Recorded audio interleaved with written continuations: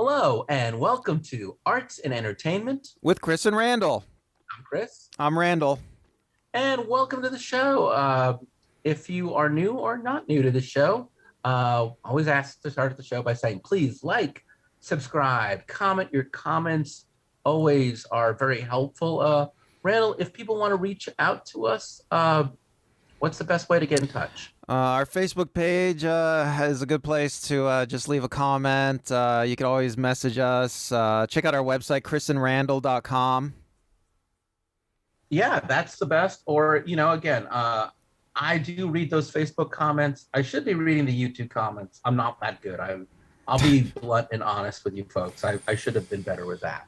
But yeah, I mean, look, we're out here, we're doing a show, and we want to know what you think and feel. And heck, share with your friends. I do want to say, I've noticed more and more people are now listening and commenting. So thank you. I never really say thank you, Randall. So have you noticed that some smart people are watching this show with some smart points? Yeah, we're building somewhat of an audience, Chris. It's getting better. Yeah, I gotta say. So last episode, this is a very loose two-part episode. But last episode, we looked at the state of comedy in film in the modern era, and modern era is it's a broad term because I think we looked at films from like the last pre-COVID, like 2018, 2019, 2020, 2021, versus how things were back in like 2011, 2012. And now we're going to handle TV, and it's the same deal. We'll look at the last full year of television before COVID, which is like 2019, and also the last year in COVID versus the way things were 2011, 2012. And we'll look at it again, the equivalent of box office and critical, which is what we did for film. We'll look again at like Nielsen popular TV versus, critical, which in this case we'll use the Emmys to give you a sense of what we consider to be critically acclaimed TV. Sitcom, comedy. The terms, by the way, right, Randall? I mean, the terms themselves, I'm just going to call them television comedy moving forward. Is that okay, Randall? You don't want to call them situation comedies anymore? Because they're not. That doesn't work. It's an archaic term. You know what the trades call them? What? Laffers. In fact, I have an article here from either the Hollywood Reporter or Variety. Doesn't really matter. And it just said, it's Variety. And it came out last year. And it says, it's tough out there for laffers. CBS's Young Sheldon is the most watched comedy in prime time, ranked number 9 with 11.4 million viewers, down from 14.6 million viewers last year. Well, should we... Hold on, I just want to read this. Let me finish it off because it'll explain. There are only 5 comedies in the top 50 ranked TV shows. This was a year ago, by the way. And I'll tell you what the 5 were. They were Young Sheldon, which came in at number 9. Moms, which came in at 28. The Connors, which was 37. Bob Hart's Abishola, 41. Man with a Plan, 45. Modern Family, 48. The Unicorn, 49. So since then, Modern Family has gone off the air. The Unicorn may or may not be renewed. Man with a Plan has been canceled. Bob Hart's Abishola is what they call on the bubble. It may be renewed, it may be canceled. Mom is in its last season. So, I mean, there might be some new hot, there are no new hot TV sitcoms during the last year, but it shows you that was a better year than this year. You were going to say, Randall, something. Yeah, I just want to say we could talk about like the situation comedy, as it used to be called, now laffers. It started like in the olden days with shows like I Love Lucy, and there was like a set, and you'd have a live studio audience, and you'd have multiple cameras shooting. We're going to cover all of this stuff today. You're asking a great question. What is a comedy today? Well, I just wanted to fill the audience in on what we're talking about if they don't understand. It's so a show like I Love Lucy was one of the prototypes, one of the originals.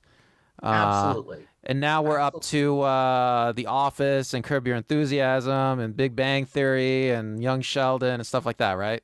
Yeah, so the thing that I want to get to for today's show that you did such a great job of helping us set up is two things. First off, as we said before, what's going on in network TV and what's going on, not network TV, what's going on with just ratings in TV, and then what's going on critically in TV. So I just said before, we just talked about, you know, the declining popularity of these shows. And we'll get back to that particular list in a minute. But yeah, the TV comedy, for lack of a better word, Randall, you're right. It's been around since literally the late 40s with the birth of television, right? So Right. Well, we're talking about I Love Lucy, the Honeymooners, Burns and Allen, the Ernie Kovacs show. I want to say that we're talking about a decline today because there was a time on TV where sitcoms or laffers dominated, right? I mean, there were like just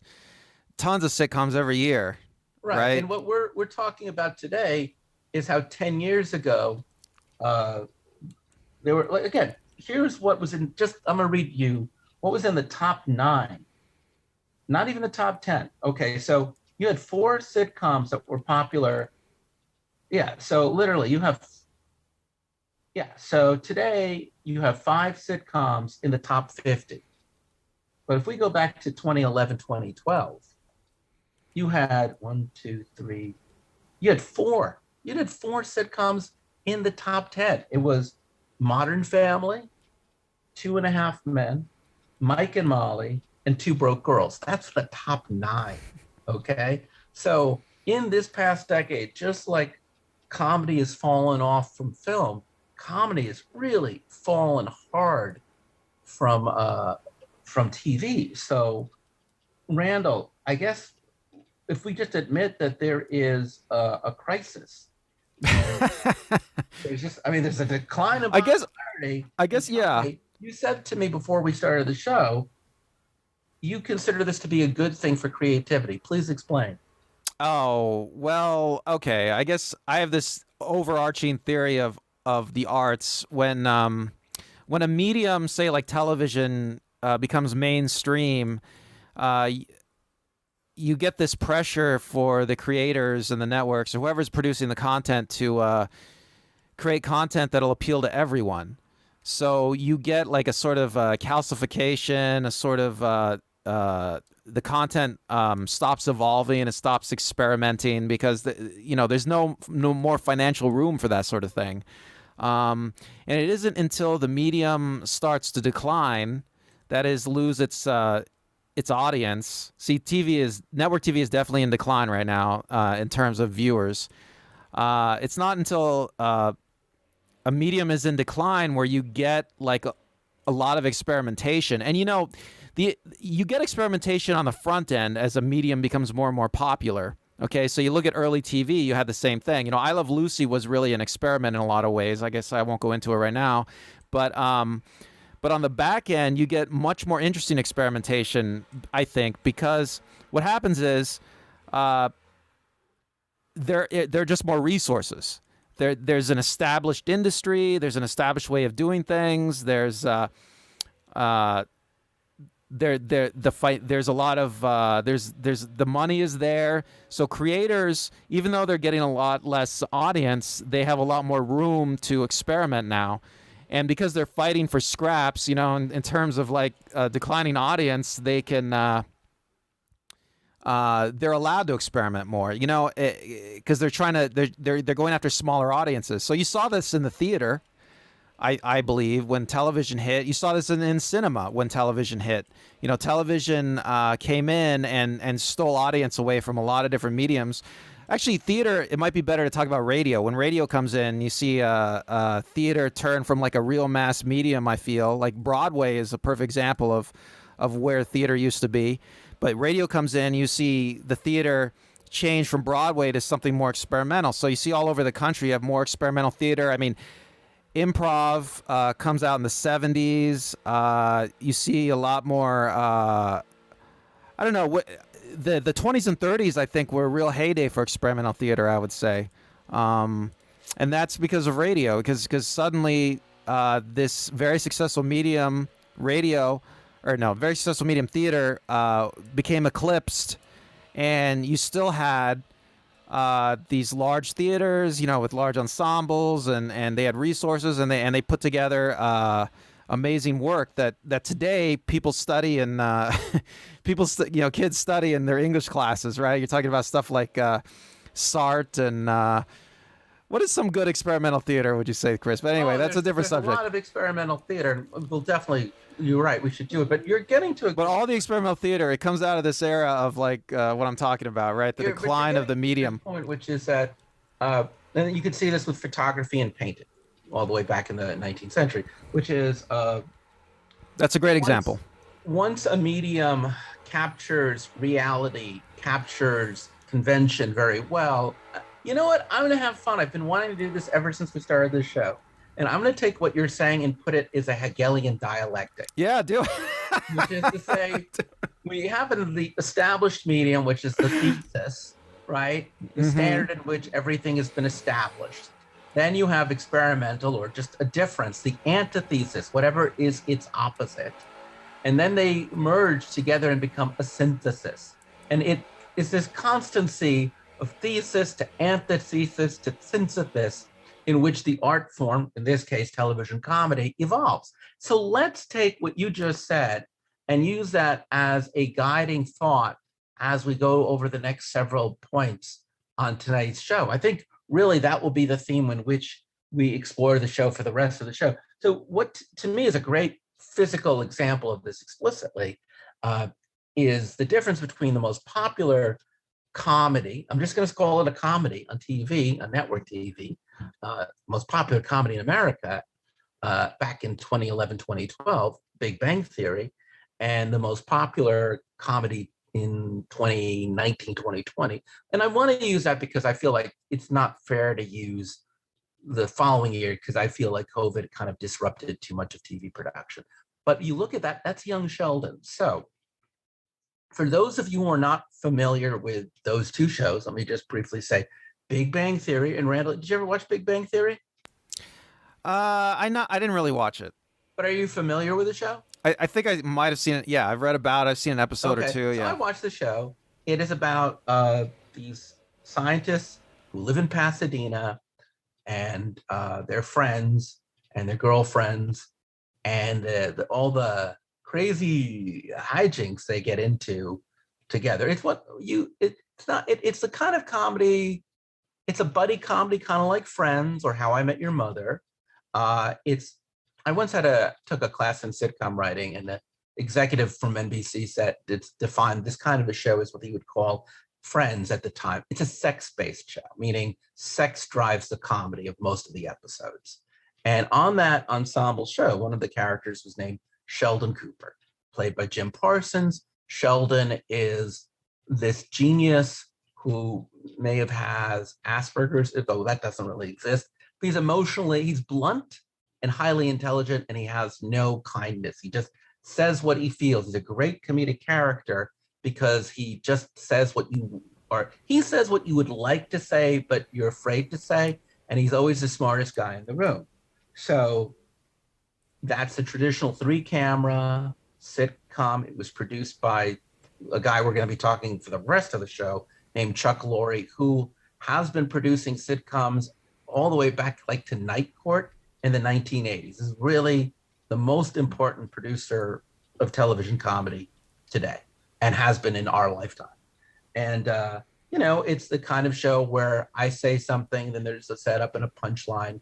Other shows by Chuck Lorre that were popular, like Dharma and Greg, 2.5 Men, Mike and Molly. Today he's got shows like Moms is a Chuck Lorre show. Kaminsky Method is a Chuck Lorre show. He's the big dog when it comes to laffers. He's sure.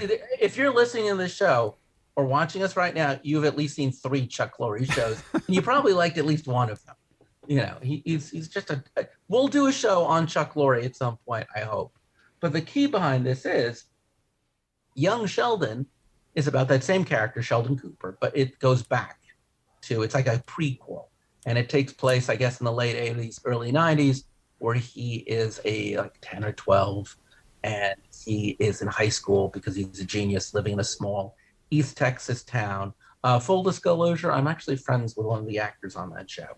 I'm going to say it's a great show because I want to keep on making money. I don't think I have to do that because I think it's going to do well. But Young Sheldon, it is less of an ensemble show. No offense to the people on the show, but he's the star. He's the point of focus. It's shot single camera.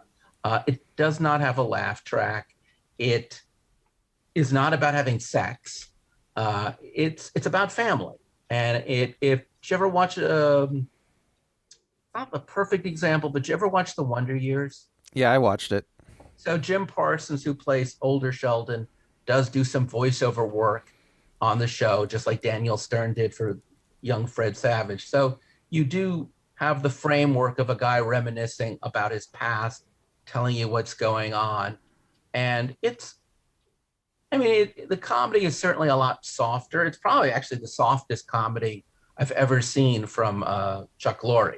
It's normally like one of the edgiest comics, which is not to say that Young Sheldon doesn't have some edge. It's just by Chuck Lorre standards, it's like Bambi.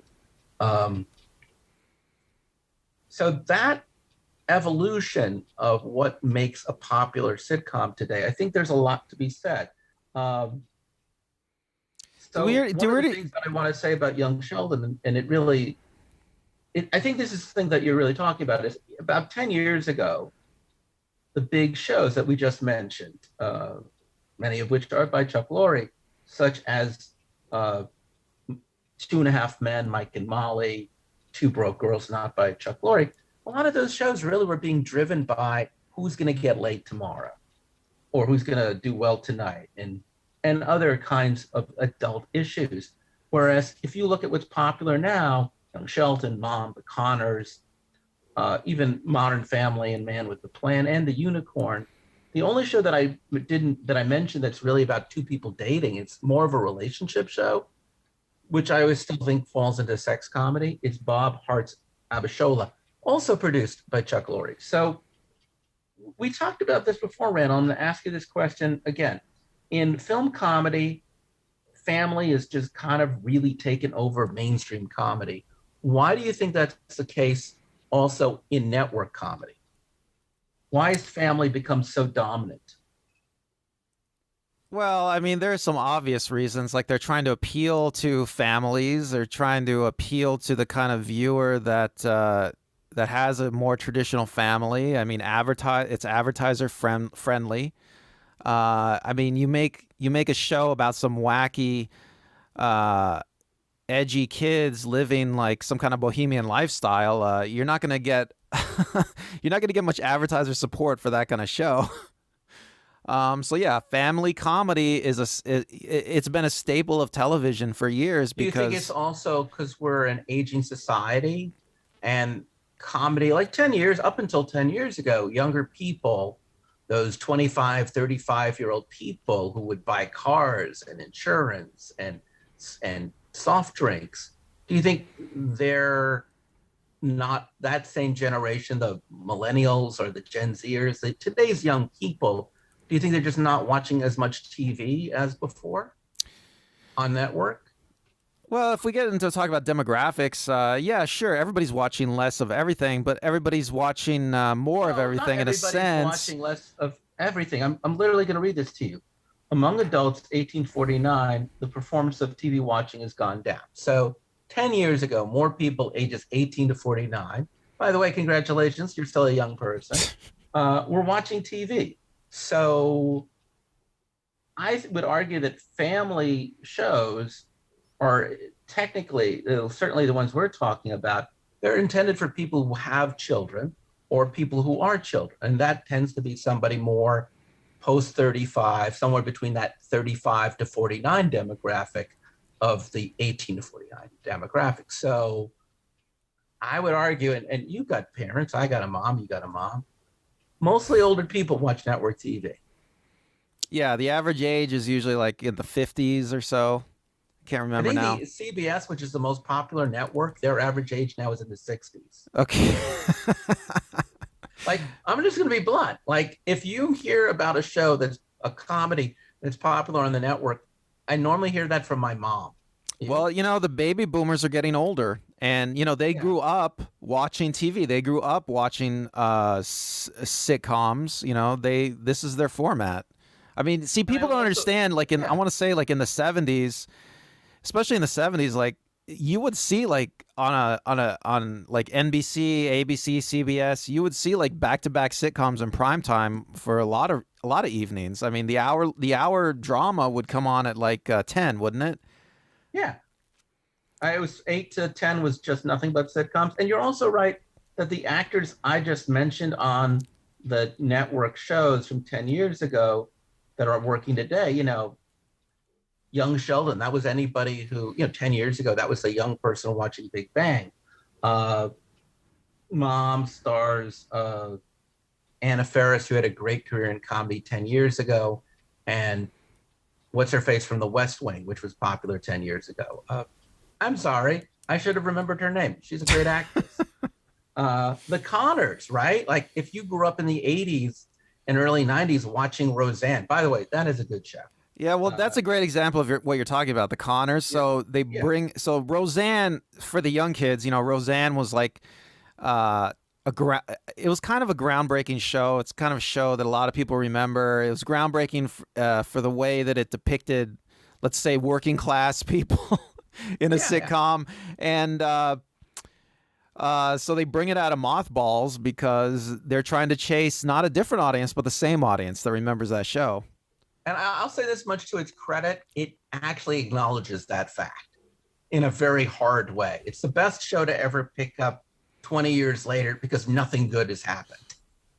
And it knows that, like seriously, folks, let's keep that show on the air. And then, Man with a Plan, which just got canceled, starred Matt LeBlanc, who was Joey on Friends. So you do see a lot of people who were, popular in the 80s, 90s, and 10 years ago, still working on network TV, the Ted Dansons and such, as I like to call them. So the other thing that I want to talk about that really uh, radically separates young Sheldon from Big Bang Theory. And I want to just be clear. It's not that this tech is Big Bang Theory is what you call a three-camera sitcom. Randall, can you explain what Yeah, let's get into that. I feel like we talked about this in the set design episode a little bit, but there's like this competing aesthetic in all video production, talking about the cinema, television, whatever, where you have productions that are staged for the camera. And so that's more of a photography aesthetic. That's more like single camera. And And just you, for everyone not to get confused, because that's fine. I just want to say, so Randall, we're going to, in a second, discuss the difference between what is a three-camera sitcom and a single camera. right. I was trying to get there, Chris. No, I just So wanted to make sure because I asked you more just what one thing, and now you're going to do both, which is awesome. I'm trying to explain the whole thing, Chris. So when you have a multi-camera sitcom, it's more of a stage aesthetic. That is, it's like the theater. So they have a set, and the set is meant to be looked at from one angle. That is, like if you're an audience member, live audience, sitting, So traditionally, this starts, as you just said, with I Love Lucy, right? like I Love Lucy is a good example. Desi Arnaz invented the three-camera sitcom. So Yes. So the thing is yeah. So there's this competing aesthetic in the cinema, and you see in the one camera sitcoms, they're staging it for the camera, so it's more like photography. But one camera, single camera, multi-camera, it's a little bit technically untrue because some of the single camera shows are actually shot with multiple cameras. Most notably, the improv type shows like The Office or Curb Your Enthusiasm. They'll shoot with like two cameras at once so they can capture all the improv because they need a reversal shot. But those shows, even, they're staged for the camera. See, the multi-camera sitcoms are staged either for an actual live audience or for a hypothetical live audience. So, Randall, Big Bang Theory is a single camera, sorry, yeah, it's a three-camera sitcom. You were talking before about how ever since I Love Lucy, sitcoms have been done with three cameras. Desi Arnaz Jr. is the inventor. Did you know that Desi Arnaz Sr., sorry, invented the three-camera sitcom? I don't know if that's true, but It's true.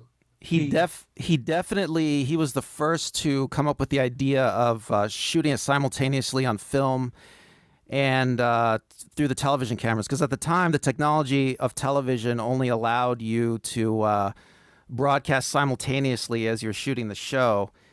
And he came up with the idea, hey, why don't we just record it on film at the same time? And so I believe that they shot it simultaneously on film cameras and the television cameras. And that's why I Love Lucy became so huge, because it was the first sitcom to be, it was the first TV show to be syndicated, which means that like they had recorded it and then they could sell it to ancillary markets in reruns, because there used to not be reruns because they yeah. weren't recording anything. The And the Honeymooners, for earliest instance, reruns were I Love Lucy. right. And the Honeymooners, for instance, that became syndicated, but only because there was this technology. People used film, like home film cameras, to record the television. And the only reason Honeymooners survives is because there were some home viewers that recorded the Honeymooners. Wow. And then somehow they acquired these recordings from people, and they were able to syndicate them. But yeah, that's why when you watch the Honeymooners in syndication, it looks so crappy, because it was just recorded by home viewers off their TVs. I had no idea. Well, have you ever been to the taping of a three-camera sitcom? Yes, I have. So have I. So it's kind of like going to the theater, folks, in that you're sitting in an audience. There's a stage. There's actors. There's a sign that says applause or laugh to cue you. Normally, when you go to the show, there's a warm-up comic, right, to get you laughing anyway. It's actually really, I found it really boring, right? Because they set up a scene, then they have to set up a new scene, so this giant lag. Yeah, I think that when they originally started shooting these, and the way they envisioned it more like a theatrical production, where the live audience would be sitting there, they'd be enjoying the show like it was a play, and they'd be laughing along. But yeah, as the time went on, they started micromanaging the audience a lot more with applause signs, and they would, a lot of sitcoms, they go back and they redo stuff, and they ask the audience to laugh again, and they ask the audience to laugh. Sometimes they'll go back and they'll say, "Oh, we wanted you to laugh harder at that one," and they'll go back and they'll reshoot Nothing like, it. By the way, being told after being there, "Hey, could you come back and hear the same thing again and laugh harder?" Now they cheat by using also just pre-recorded laughter from old radio shows back when they used to do radio Well, shows. I got a story about laugh tracks. You want to hear it, or should? Yes, please do. Okay. Well. Okay, so at the golden age of sitcoms, when they were using a lot of laugh tracks, if you remember those days and watch a lot of those shows, you'll remember that a lot of the laugh tracks on all the different networks sounded very similar, and it was because there was this one guy, I can't remember his name now, but he was the master of the laugh track, and his job was to go.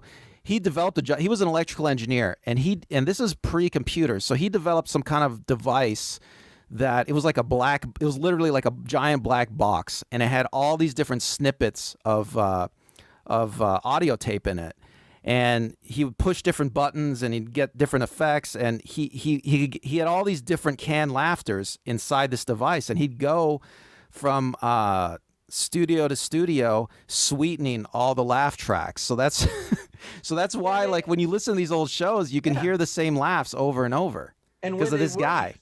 Laugh tracks as recently as 10 years ago. I think they stopped recently, about 2017. They would sweeten it. So, Randall, are you going to be able, you think at this section here, you can insert a laugh track? Yeah, we'll put in a laugh track. Okay, then I want to do a brief experiment. Right now, I'm going to just show the audience what it sounds like if we have a normal conversation with a laugh track. Hey, Randall, what did you have for breakfast today? Eggs. I actually had yogurt and some cereal and some coffee. Okay, so that sounds delicious. If that sounds all right, so that scene, I wonder how that scene sounds with a laugh track. Now watch. Hey, Randall, what'd you have for breakfast today? I had some eggs. Ooh, you had eggs? Whose eggs do you have? Your eggs, Chris. My eggs? Randall! I saved those eggs for having babies. What am I? I'm adding my own laugh track now, Chris. Those were the eggs to fertilize my children. Wow, this is going off on a weird tangent, Chris. This But is my like point is, if bio. you hear what I just said, which sounds insane, with a laugh track, it kind of sounds like setup, punchline, setup, punchline. You know, I took sitcom writing at NYU Film School, and the way they taught us back at the time was how to write for a laugh track, because that in the 80s when I was in grad school is how we learned to write comedy. It's the first word is the setup, the second sentence is character A gives you the setup, character B gives you the punchline. To the point where you have characters who are so arch and so unrealistic and hyper written that the minute they're going to say anything, it's going to be a punchline. Yeah, so no, that's what I say. So you would say, I mean, Chris, at the height of the sitcom, would you say that like almost all the lines were set up punchline at a certain point? All the lines were set up punchline, and also because we're talking about the soundstage, if you ever watch an episode of Seinfeld, Kramer always comes in. He's got any actor who has ever been in a play or in an improv sketch group knows. You open the door and you enter like you've been kicked or you've been kissed. So, Kramer always opens that door in a very crazed, majestic manner. Whereas you watch a single camera, you're not going to see that business. There's much more physical business. Not saying there isn't physical business in single camera, please. That's completely not true. But well, it's very theatrical, right? It's more like the theater. I mean, that's the aesthetic of the multi-camera. Vaudeville. It's very similar to vaudeville, yes. So you're looking at a lot of gesticulation. The body is being used much more than the face. And I just want to say, as like an aside, comedy.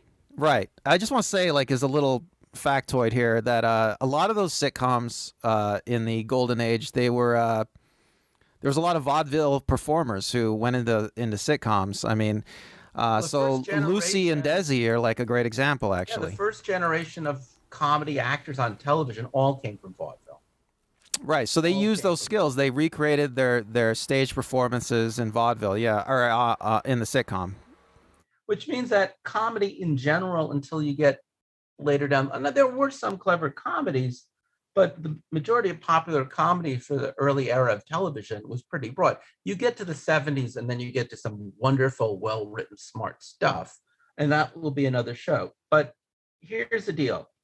I believe three-camera comedy, and please correct me if I'm wrong, is close-up, medium shot, long shot. Wait, did you say sitcom is that? Yeah, three-camera, right? You have a close-up. No. So that you're talking about Hollywood continuity editing is what that would be called. That's not. That's how you shoot a Hollywood movie. That's how Hollywood, when Hollywood during the golden age, at the height of its production, that's the industrialized process they came up with to quickly and most tastefully shoot a feature film, and that's with a single camera. No, a sitcom is shot more like.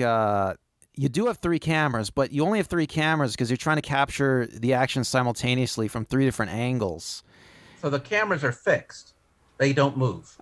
They will move on the set, but only to capture the action. I mean, the idea is you have a camera capturing the action from three different angles. So a sitcom director can cut between the cameras to get the action from different angles. So for instance, I'll give you an interesting example. A show like Curb Your Enthusiasm, which is technically how we're talking about as a single camera show, but you're using multiple cameras, and the reason is because you want an angle. You want an angle that's who Larry David is talking to, and you want an angle that's just Larry David. So, like in a sitcom, you would have the same thing. You would on a stagey sitcom, you'd have the same thing. You'd have, say, you have two characters. You want a camera. from one character's perspective, maybe over the shoulder, and then a camera from another character's perspective over the other shoulder, so that you can cut them together and you can go back and forth.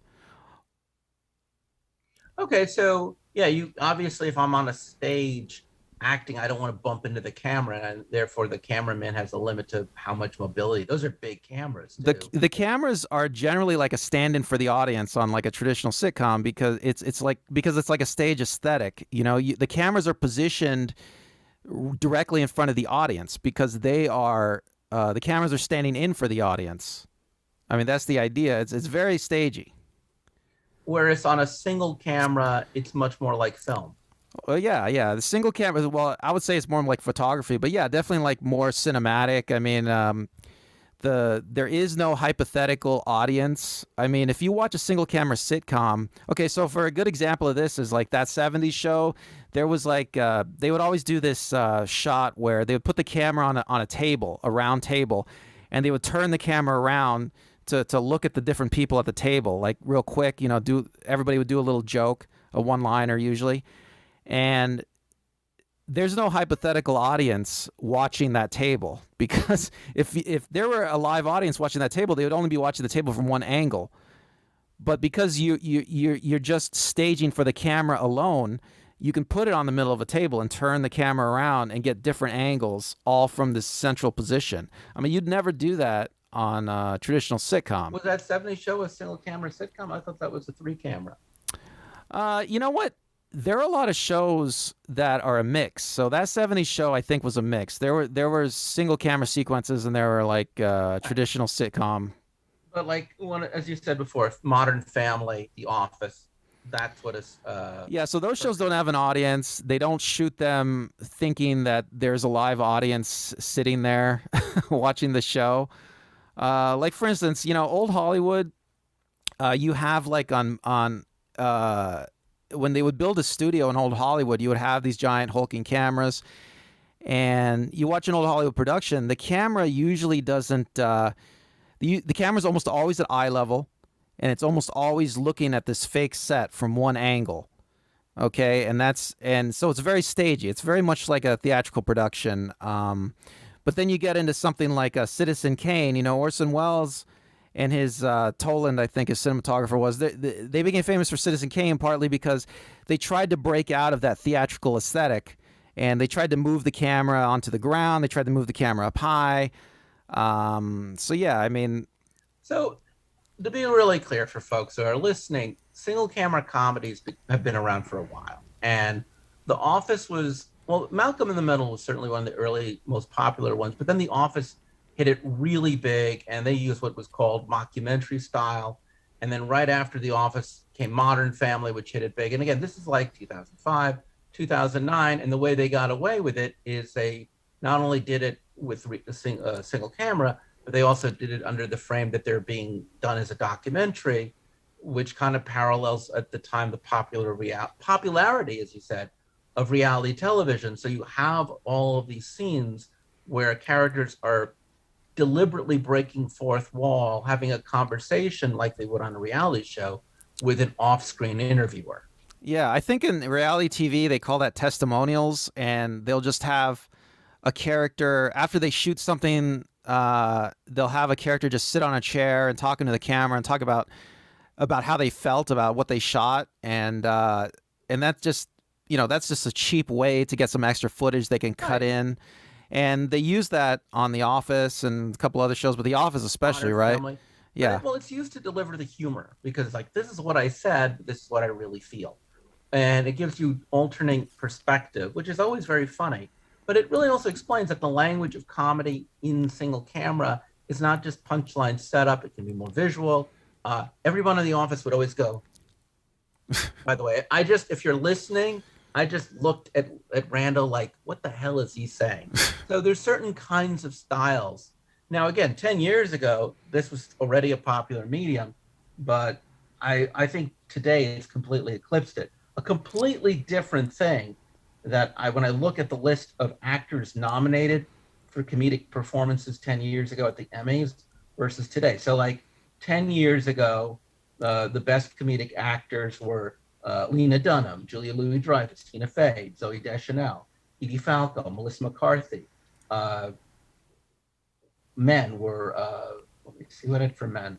Those are the ladies. And then for men, John Cryer, Alec Baldwin, Louis C.K., uh, Larry David, Jim Parsons, and Don Cheadle. So I just named like a whole bunch of white people. This is white people, white people, white people, white people, white people. White people, middle class white people doing middle class white people, straight heterosexual stuff. Now, today, Eugene Levy, Anthony Anderson, Don Cheadle, back again, Ted Danson, Michael Douglas, Rami Youssef, Catherine O'Hara, Tracy Ellis Ross, Isaiah Ray, Linda Cardinelli, and Rachel Brohanson. Obviously, it's not great, but it's from a point of perspective of diversity, it is a lot better, don't you think? I mean, just look at the level of diversity now between that. I mean, a really good example I would argue is you look at a show like Girls and you look at a show like Louie, and those were about people who were kind of outcasts in society, who were funny and idiosyncratic, who didn't live traditional lives. And you can see almost a very similar thing in a show like Rami or Insecure, except instead of it being, how difficult it is to be a middle-class white person not living a middle-class white person's life, you get to see it from the perspective of an African-American woman or an Arab-American man. Yeah, that's great. I think it's totally a function, though, of the decline of the medium of television, because it's opened up this window, like I talked about before, for more experimental stuff. But it's great, though. I mean, I think most artistic mediums, they really take off on the back end. I mean, people are talking about it's the golden age of TV right now, and well, I mean, it's a good. I totally agree. You're right that diversity might be easier to do in a medium where they don't have to constantly get. It's riskier. You know what I'm saying? Like in some sense, you could say Blackish has certainly replaced Modern Family as the dominant family sitcom. But have you seen Black AF on Netflix? No, I haven't seen it. So that's also produced by Kenya Barris, who created Blackish. And it's very similar, except it's just stronger. It's more pointed. It is really the kind of thing where you're like, they're raising really interesting stuff. So, I mean, comedy is always right? One of the greatest sources of comedy is to be an outsider. Yeah, the outsider character. Yeah, sure. And in a weird way, just if you are somebody whose voice has not been traditionally represented, or you're not a white person or a middle class person by default almost, or straight person, you are an outsider in today. So it also you got more material. And also, if you look at these shows I mentioned, these shows aren't just about being different. They're within their own culture. Rami's a fun show to watch because, I can't think of that many shows about Arab Americans. Can you? No, and yeah. So, shows like that. It's a real trend where these shows are getting much more personal, and that's great. And Rami Youssef is a stand-up comic, and this is based on his material in the same way that Louie was a stand-up comic, and it's based on his material. And it has the same idea of point of view of what it's like when a funny person is trying to find an identity that is not established. But, again, he is a devout Muslim. It's a fascinating show to watch because he's trying to navigate how to be a modern Muslim in our contemporary world, which is really rich in comedy, but it's not something that we've been seeing before. Should we talk about Louis C.K.'s evolution? Because he started out on HBO doing a show called Lucky Louie, which was a very traditional multi-camera sitcom like we're talking about, and audiences didn't like it.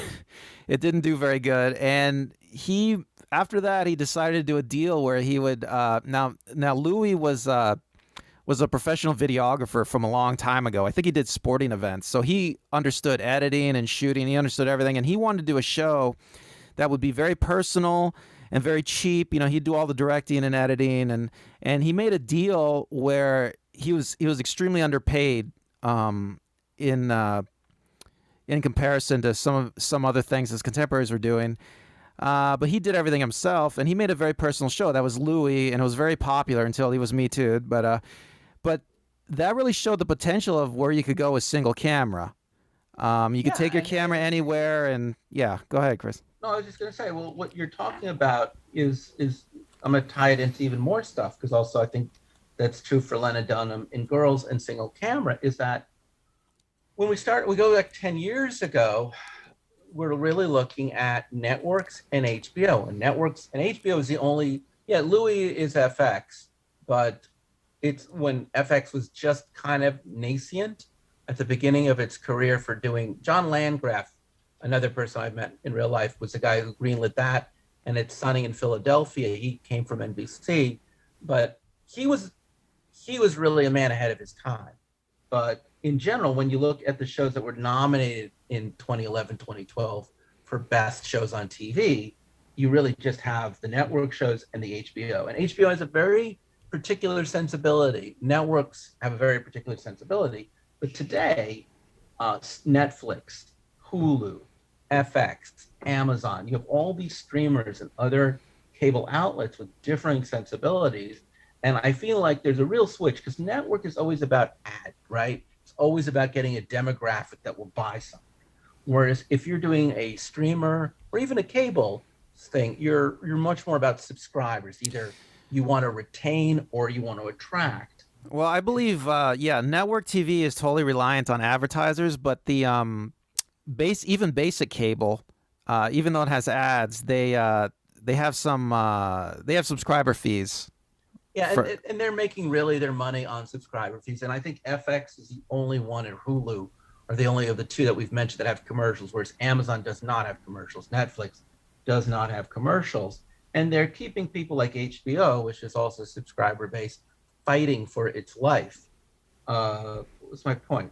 Oh, well, that these, the big dominant style of sitcom 10 years ago were either what I would call dating relationships, which are sex driven, Office Place, which take place, it doesn't have to take place in an office, albeit The Office, 30 Rock, older shows like Cheers, they're all workplace, community, news radio. Those are workplace shows. They're about characters or family. And the only one today that is still around on network is Family. But I would say because HBO, Showtime, Netflix, Hulu, these people, they make their money primarily streaming movies. So they take the data of the movies and the repeats of the shows that people are watching for their database, and they have shaped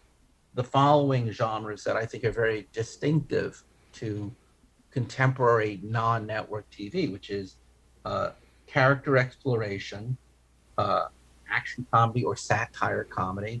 And when they do deal with families and relationships, they're dysfunctional families and dysfunctional relationships. So, and I'll pick up with Louie, because Louie is certainly, it came about earlier. I don't really like talking too much about it because I don't think he's a good person. And I don't really, I would rather we all forget him.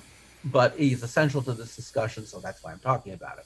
But shows like Marin also, there was, at the beginning 10 years ago, these shows about outsiders who were doing these kind of, as you said, single camera shows. But now it used to be that every stand-up comic was just Ray Romano. Like, they get a show on network and they raise a family, the end. Whereas now more comics are doing what I call these character exploration shows. And I guess this is really kind of the thing I was going to ask you is what are the streamer shows that you watch that are comedies? What are the non-network comedies? I've been watching Schitt's Creek a lot, and Right. that's a great show. It is super awesome. It started out on Pop, which was the TV Guide channel, got picked up by Netflix. And here's a neat thing, right?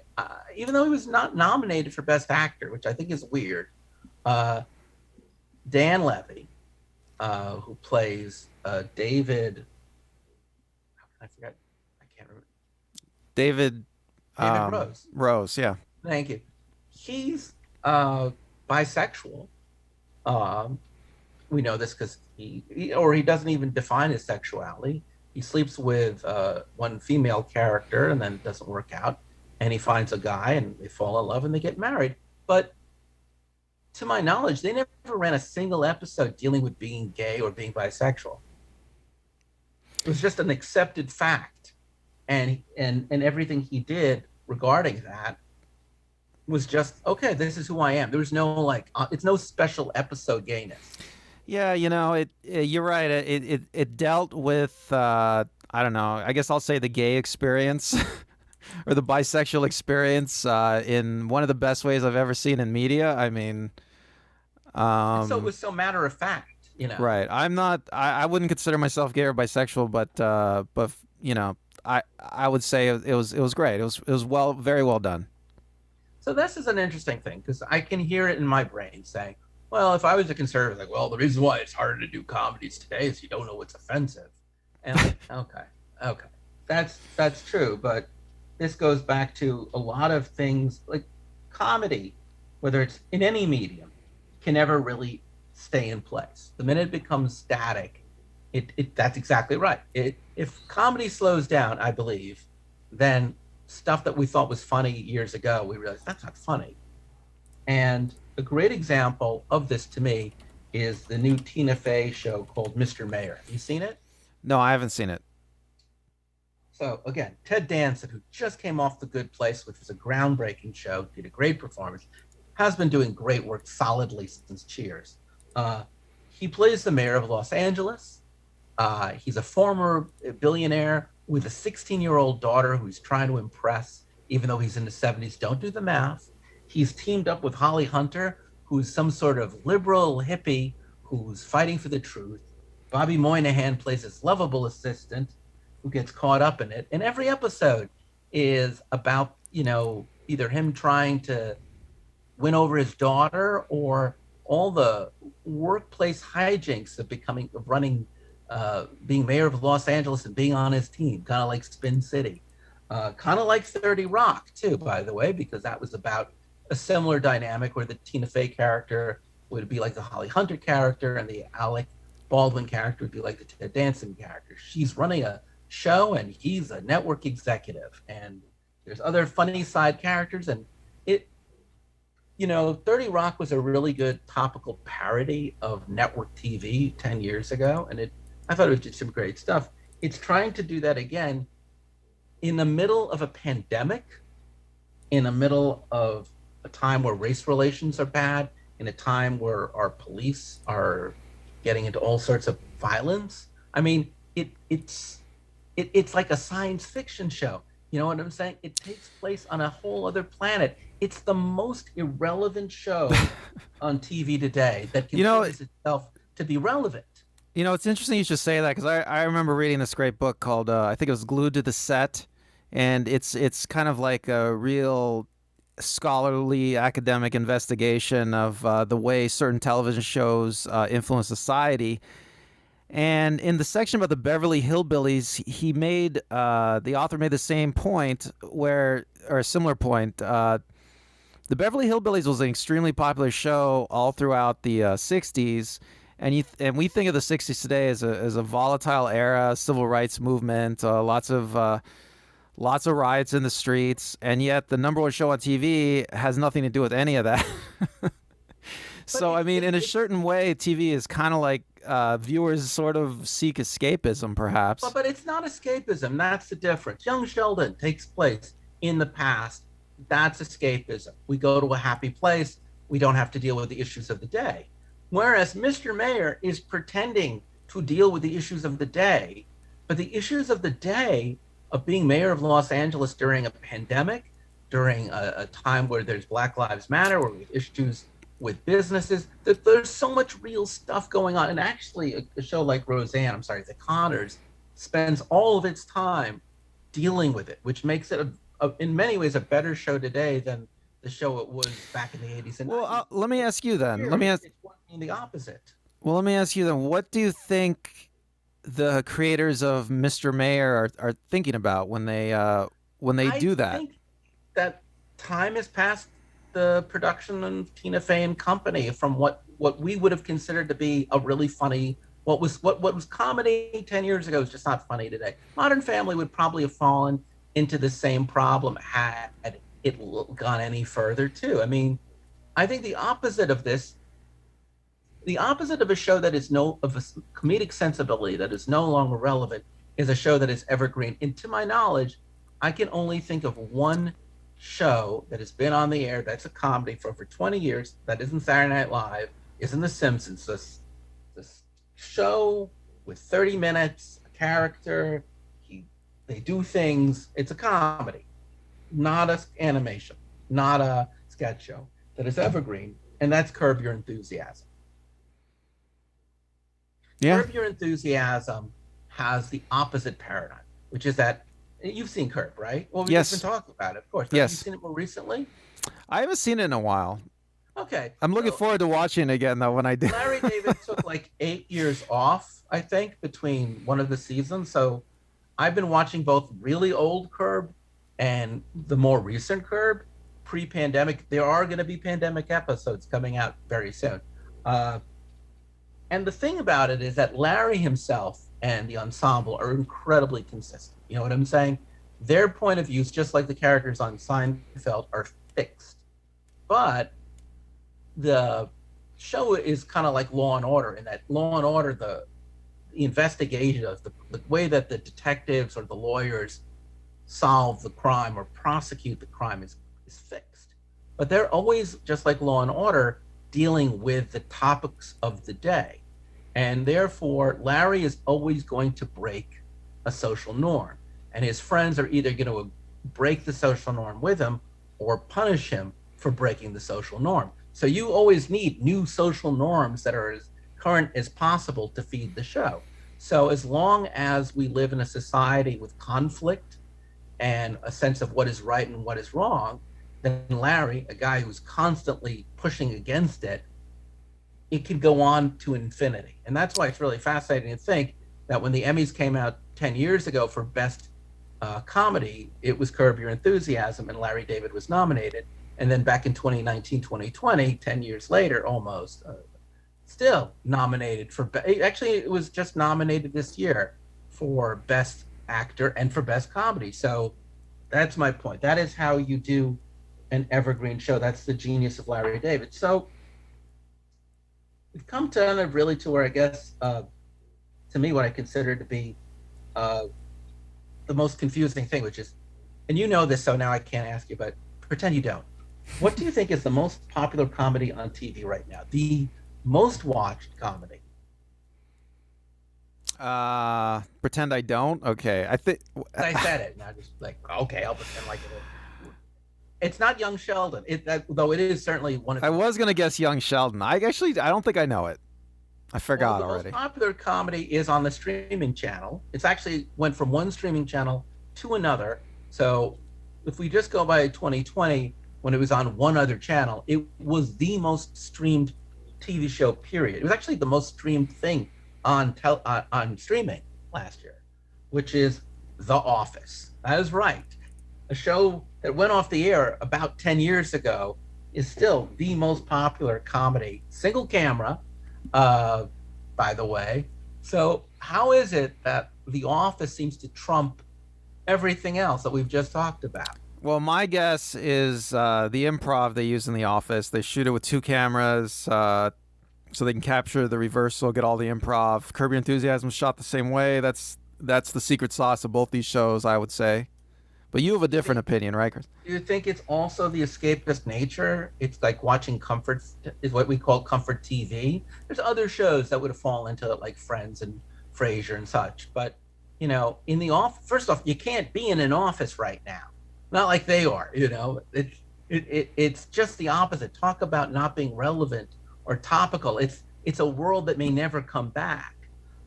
It features actors who would have long, successful careers after The Office. People like John Krasinski would still be relevant. People like Steve Carell, who would still be relevant, the guests on that show. Uh, it's a funny show. It ages well because what they have diversity in casting, they have diversity in storyline. They don't go for the cheap jokes. They have people like Mindy Kaling. They have really smart writers. They it I guess if we think of it this way, is The Office a thesis, an antithesis? We've been talking about antithesis shows, which are the contemporary shows, but I would argue that The Office and Curb are almost like synthesis in that they're shows that incorporate both elements and blend them. They're older shows, but they do that. You know, you brought up something interesting, talking about diversity. I think you're right that The Office and Curb are both the shows that, I wouldn't say they encourage diversity. I think they're just naturally diverse shows because Larry David is always coming up with scripts where he needs new people. So he just needs people who are funny, and he gets people who are funny, and he gets improv people, and that's it. He doesn't a lot of traditional projects. The casting process is long and torturous, and they're always looking for a type because a type that advertisers will want. But I think The Office and Curb Your Enthusiasm, they just naturally open the doors and just bring it. They need new people all the time, and they just bring in people that are good, and that just makes them diverse naturally. I think the other kind of comedy that we really haven't given enough time to, but I just want to talk about, are shows like The Great, What We Do in the Shadows. What We Do in the Shadows still falls more into single camera. Sorry, I don't want to talk about it anymore. Though it would have been worth mentioning, and I apologize. But The Great, Flight Attendant, Dead to Me. You see a lot of these darker Santa Clarita Diet. You see a lot of these darker comedies. They've been around in some form or another as recently as even 10 years ago. Weeds was one of those kinds of shows. But you have shows like Mrs. Maisel, The Marvelous Mrs. Maisel, and you're seeing more and more now of these 1 hour shows that are character based, that if you pushed it a little bit to the left, they'd be dramas, or they'd be soft dramas like a This Is Us, but they're still in the comedy camp due to their darker, more satirical nature. Often, by the way, for whatever reason, these shows have female leads. I think almost all the shows I just mentioned have female leads, and which goes back to diversity too. Well, there's a case to be made. Maybe women like darker content. I mean, they like true crime. They do like true crime, and they do like more character exploration. And these are fascinating shows. I'm really curious to see when they bring back Sex and the City to the new version, whether it'll be more like the Conners, where they find a new footing that makes it very relevant, or will it turn out to be like bringing back, will be just kind of like Mr. Mayor, irrelevant, which gets, I guess, to the future. So what lies ahead? What do you think? The pandemic is going to be over sooner than later. All the shows that we've talked about were originated under the Trump presidency. Families can only dominate network for so long. What do you think is the future, man? Well, I think the single camera aesthetic will continue. You'll have technology allows these cheaper cameras, smaller cameras. It allows for improv because you can shoot for a long period of time. You'll get cheaper shows, but that'll be good because they'll be more personal. And I think improv and single camera are definitely like the future. I think that we've seen the end of the super popular dominant comedy show. I think that network TV is really going to be overrun now by reality and crime and procedural. I just don't think comedy works. Comedy is too dangerous for ads. Bland comedy is not where younger people are at. I think that anybody who is good at writing comedy or acting comedy wants the freedom to really do stuff. So I think you'll see much more streamers, the lines are blurring too, because all of the networks like CBS and NBC already have their streaming channels. ABC is part of Disney Plus, which is a streaming channel. They did a show called WandaVision, which is a lovely deconstruction of everything you've just said, by the way. Can't recommend it enough.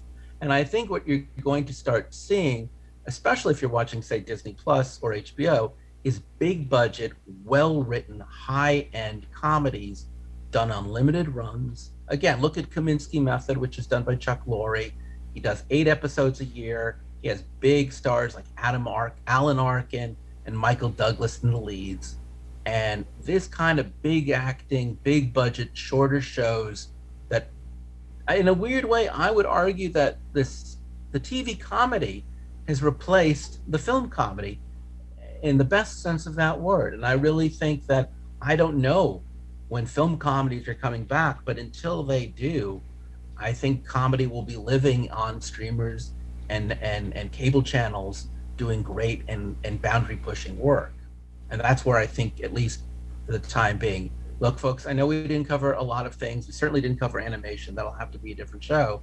But there's only so much time to cover so much stuff. I hope you found this informative. I'd like to hear what you have to say. Randall, do you have anything more to add? No, I think you got it, Chris. All right. Well, thank you for listening to us. I'm Chris. I'm Randall. Be safe, be well. Bye. Bye.